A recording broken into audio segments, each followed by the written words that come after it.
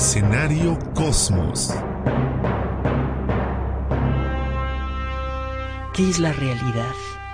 Hombre, pues qué pregunta tan tonta. La realidad es lo que de veras existe. Es todo aquello que existe independientemente de nuestros deseos. Las cosas que existen las detectamos a través de nuestros sentidos o a través de máquinas que hacen que nuestros sentidos se hagan más extensos y más sensibles. Por ejemplo, máquinas que nos permiten convertir los rayos X que no podemos ver en manchitas en una pantalla de computadora que sí podemos ver. La realidad es todo aquello cuya naturaleza no puede ser cambiado por nuestros deseos. Es todo aquello que ha existido desde antes que naciéramos nosotros. Involucra, entre otras cosas, los principios básicos, las leyes básicas del universo, como la gravedad, e involucra los materiales básicos del universo, como los átomos. En los últimos años nos hemos dado cuenta que estos dos juegos de principios fundamentales en realidad son uno solo. En buena parte gracias a la mecánica cuántica, sabemos que tanto las fuerzas como la gravedad que gobiernan el movimiento de las cosas y la naturaleza de la materia son dos manifestaciones diferentes del mismo juego básico de principios. No es bueno que utilice mucho la gravedad en este ejemplo porque uno de los problemas fuertes del mundo de la física en el siglo XX es que los principios de la mecánica cuántica, que sirven también para demostrar la relación que hay entre los electrones y los campos eléctricos, por ejemplo, que son dos elementos fundamentales del mundo moderno, con electrones y con campos eléctricos es que hemos hecho motores eléctricos, computadoras, internet, televisión, radio, toda esa bola de cosas. Esos principios que permiten unificar a la materia con las fuerzas de la naturaleza no funcionan con la gravedad. Es por eso que la física está dividida en dos grandes áreas. Por un lado está la mecánica cuántica, de ella se derivan una serie de teorías que describen la naturaleza de cierto tipo de partículas fundamentales y las fuerzas que generan. A este conjunto de teorías basadas todas en la mecánica cuántica, que describen a las partículas que forman a la materia y a las fuerzas que gobiernan estas partículas, se les llama en conjunto modelo estándar. Cuando le hablan del modelo estándar a los físicos, le están hablando de todo este paquetito de teorías que respetan los mismos principios fundamentales. Esos principios fundamentales se llaman mecánica cuántica, y estas teorías le dicen a usted, por ejemplo, qué características tiene un electrón y cuántos hermanitos existen del electrón, qué características tienen las partículas que forman el núcleo de los átomos, los quarks, y cuántos tipos diferentes hay. Eso por un lado. Está el modelo estándar por un lado, que explica todo lo que hay en la naturaleza, excepto un pequeño detalle, la gravedad. Esa la explica la teoría general de la relatividad. Es un desequilibrio tremendo de muchas maneras diferentes. La gravedad es una sola fuerza, generada por toda la materia. En el modelo estándar, cada tipo de materia genera un tipo de fuerza diferente. La fuerza electromagnética, la fuerza nuclear débil, la fuerza nuclear fuerte. El trabajo en la mecánica cuántica fue el resultado de la obra intelectual de muchas personas. Uno de los padres fue Einstein. La teoría general de la relatividad, que explica la estructura general de todo el universo, la hizo Einstein solito. Es un ejercicio intelectual espectacular. Bueno, el esfuerzo que han hecho los físicos a lo largo del siglo XX para tratar de encontrar cómo es posible desarrollar un juego de fórmulas que describan todo lo que describe el modelo estándar y todo lo que describe la gravedad, han fallado o aunque sean exitosos en papel, no ha sido posible demostrar si alguna de esas ideas es correcta o no. Este proceso de unificación no ha terminado. Sabemos que tiene que existir algún juego de fórmulas que describan a la gravedad en términos cuánticos. A final de cuentas, este reloj que tengo aquí en la mano tiene átomos que están unidos entre sí para formar moléculas gracias a la mecánica cuántica, a los principios de la mecánica cuántica.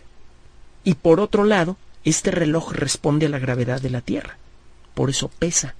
Así que claramente las cosas, la mecánica cuántica y la relatividad deben tener alguna unión en algún lugar. Nadie sabe exactamente en dónde.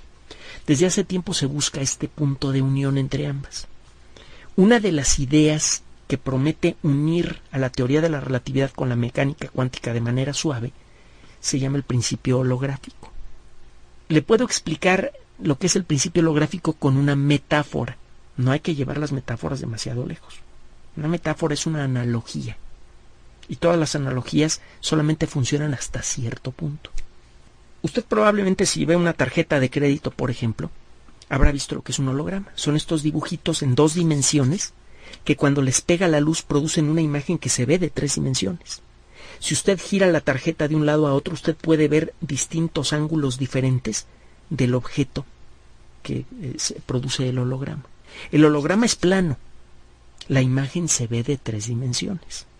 Esa imagen de 3 dimensiones es una ilusión. En realidad, la realidad física más fundamental del holograma es una estructura de 2 dimensiones. Es una película delgada que está dibujada en la superficie de la tarjeta de crédito. Bueno, no hay mucho tiempo para contarle todo esto y es uno de los trabajos intelectuales más espectaculares y sacudidores en la historia del intelecto humano. Así que lo que le voy a contar se lo tengo que contar rapidito. Piense con cuidado en lo que le voy a decir. Si de veras lo hace, va a sentir una sacudida del demonio. Si va manejando y de veras siente que se empieza a involucrar mucho con esto que le estoy diciendo, párese. No quiero que se me distraiga. Ahí le va. De manera análoga. El universo en el que vivimos es de 3 dimensiones, ¿no? Es decir, los objetos tienen ancho, largo y espesor. Hay 3 direcciones diferentes que podemos señalar en el universo que son perpendiculares entre sí. Nuestra descripción del mundo físico es una descripción tridimensional. La forma en la que describimos cómo se mueven las cosas, la forma en la que interactúa un electrón con otro, siempre involucra una descripción tridimensional del espacio.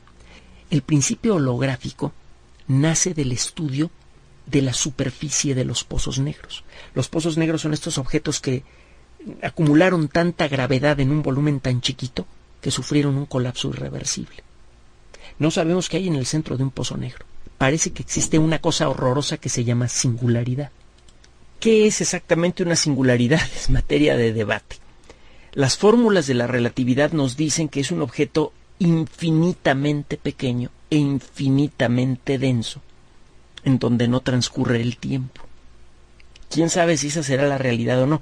Lo que sí podemos decir es que a cierta distancia de la singularidad, la distancia depende de la cantidad de materia que ha sido comida por el pozo negro, hay una región que limita al universo normal de la locura en el interior del pozo negro. Esa frontera se llama el horizonte de los eventos.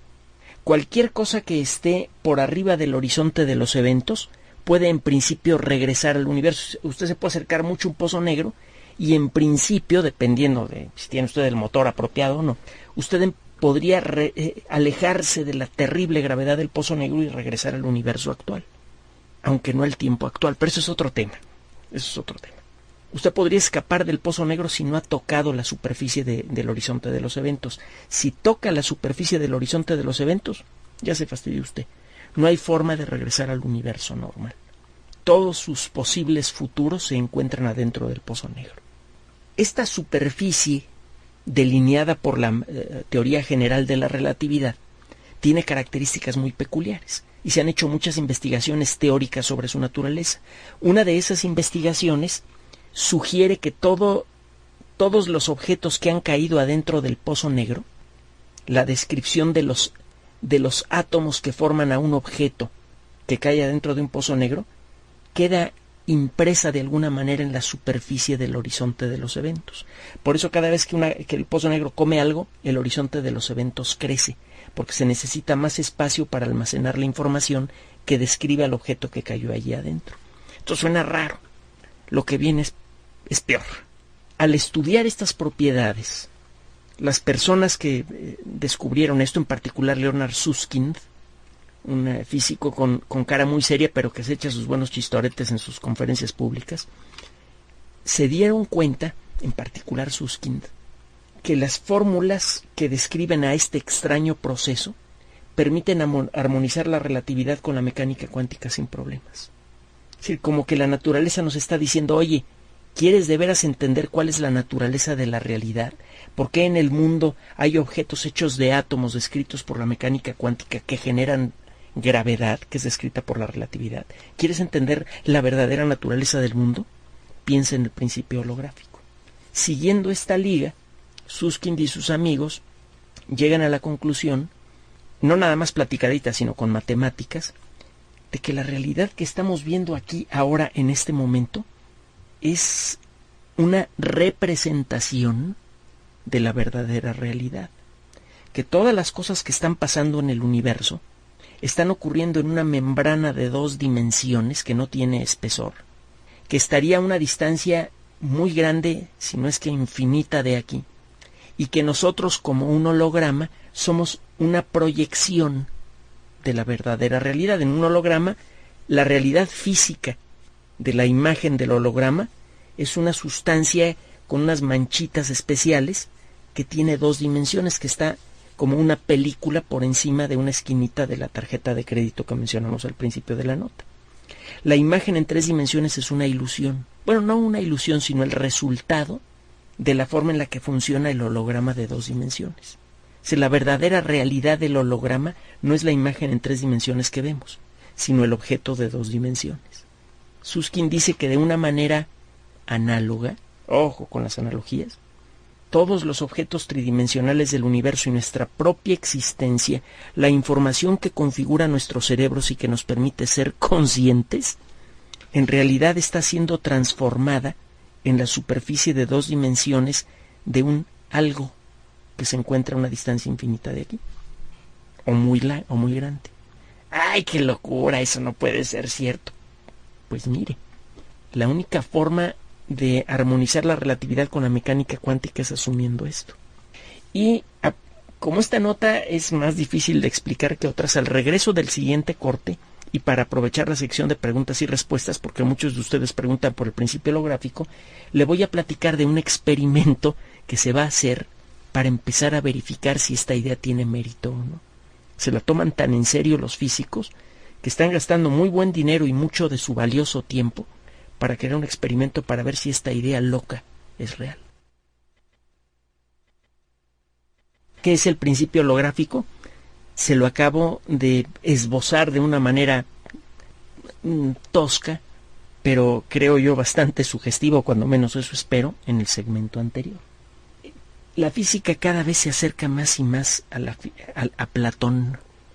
¿Se acordará usted, si alguna vez tuvo la oportunidad de leer alguno de los trabajos importantes de este filósofo, que se le recuerda en particular por una analogía muy llamativa?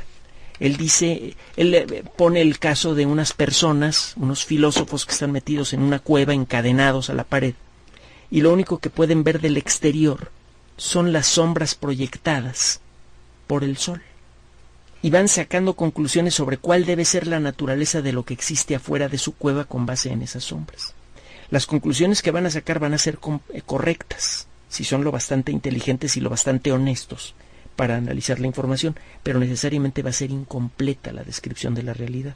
La realidad va a ser mucho más rica que lo que puedan ellos extraer con base a esas sombras.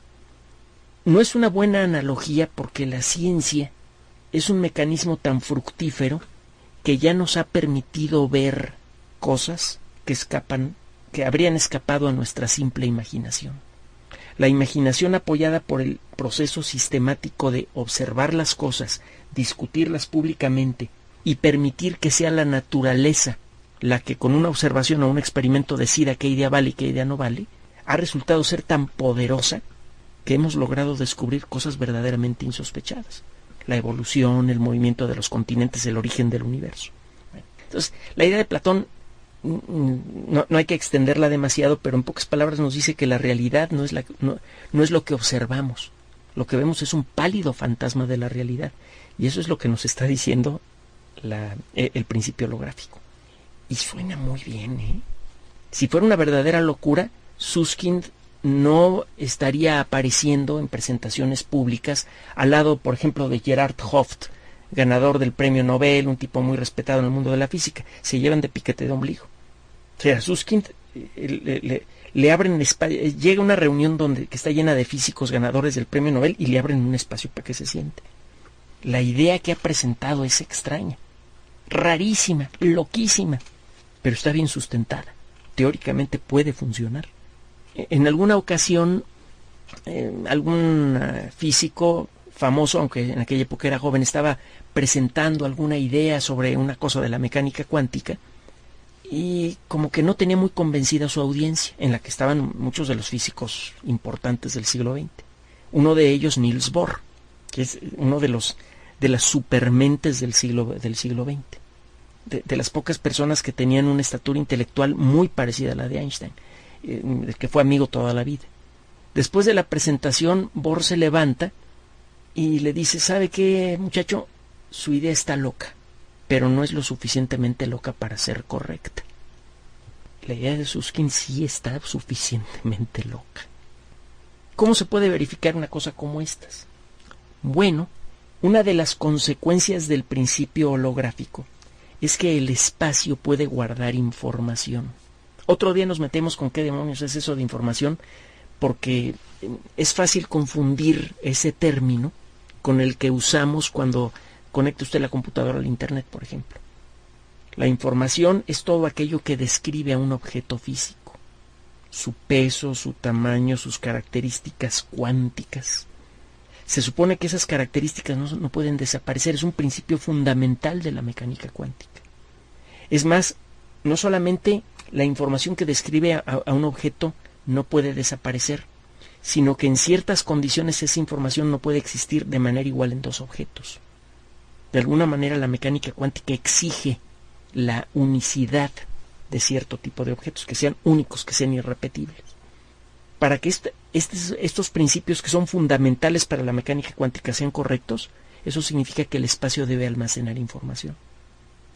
Si usted trata de hacer los cálculos que le digan de qué tamaño son las unidades en donde se guarda la información en el espacio, usted encuentra que el tamaño mínimo de espacio en donde se puede guardar un elemento de información, escuche usted con cuidado lo que viene, es 10 millones de millones de millones de millones de veces, lo dije 4 veces, más pequeño que un átomo.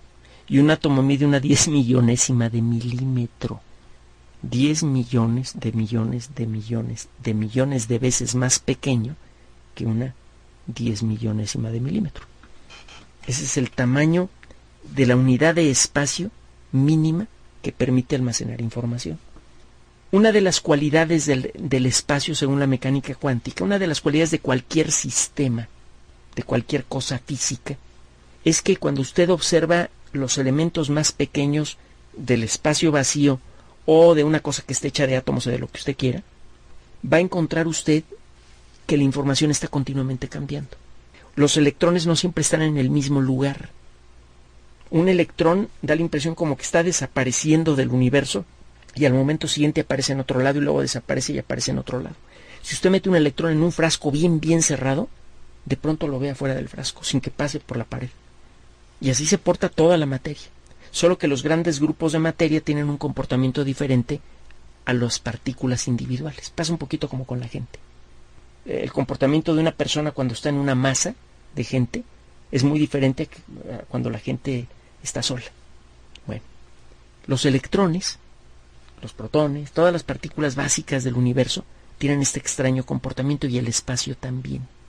Es como si estuvieran apareciendo burbujitas en el espacio, como si el espacio estuviera moviéndose, como si las unidades de espacio estuvieran apareciendo y desapareciendo continuamente.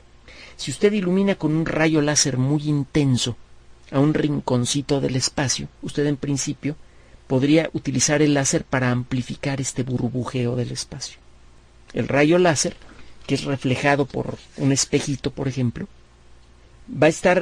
puede detectar pequeñísimas variaciones en la forma del espejo. Si usted lo diseña de la manera apropiada, podría alcanzar a ver el burbujeo del espacio en la superficie del espejo, a pesar de que se trate de burbujitas de una 10 millonésima de millonésima de millonésima de millonésima de 10 millonésima de milímetro.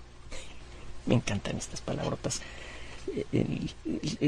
La descripción de los tamaños de las cosas cuánticas. Bueno, hay un experimento realizado por el Laboratorio Nacional de Aceleración Fermi, que durante mucho tiempo tuvo uno de los aceleradores más grandes del mundo, el Fermilab. Es uno de los centros de investigación de más prestigio en toda la historia de la física. En este lugar han desarrollado un experimento del que hablaremos a lo largo de este año en varias ocasiones, que se llama el holómetro. Este aparato, que utiliza un rayo láser que es 200,000 veces más potente que los rayos láser que utiliza usted que los apuntadores estos que utiliza usted en una conferencia. Este holómetro, que utiliza un rayo láser, repito, 200,000 veces más potente que un apuntador láser, podría en principio detectar estos granitos de información en el espacio. Si los detecta, eso le va a dar un empujón tremendo a la teoría del universo holográfico. Así que esta idea tan loca está lo suficientemente bien construida como para que se pueda hacer un experimento para decidir si funciona o no funciona. Tienen tanta confianza los físicos en ella que uno de los mejores laboratorios de investigación del mundo ha reunido a muchos talentos y un montón de dinero para crear un aparato gigante. Tiene forma de L, cada brazo de la L tiene 40 metros, un aparato de ultra alta tecnología, para ver si esta idea loca tiene fundamento o no.